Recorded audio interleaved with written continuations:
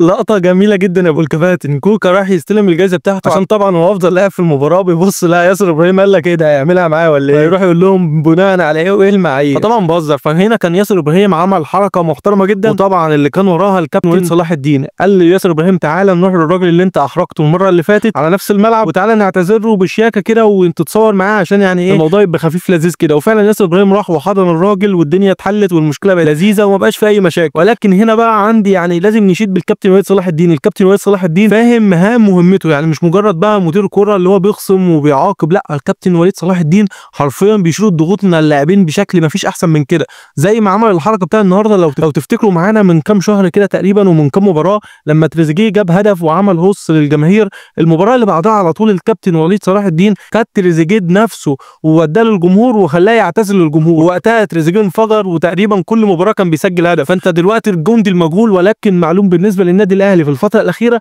هو الكابتن وليد صلاح الدين، فبصراحة ألف تحية للكابتن وليد صلاح الدين اللي عامل شغل كبير جدا في الفترة الأخيرة ومسك الفريق في أزمة كبيرة جدا وبدأ يخرج من المشاكل اللي كان فيها الفريق واحدة واحدة بشكل تدريجي، وبصراحة الفريق في تحسن وروح اللاعبين بقت في تحسن بشكل كبير جدا، وكل ده زي ما قلت لك اللي وراه كله من أوله لآخره هو الكابتن وليد صلاح الدين، راجل اللي هو تحسه هادي ومحبوب وعاقل في نفس الوقت ومش شخصية الناس تكرهها وفي نفس الوقت مش شخصية سايبة وسهلة. الكابتن وليد صلاح الدين هو أفضل قرار حصل في الفترة الأخيرة في النادي الأهلي.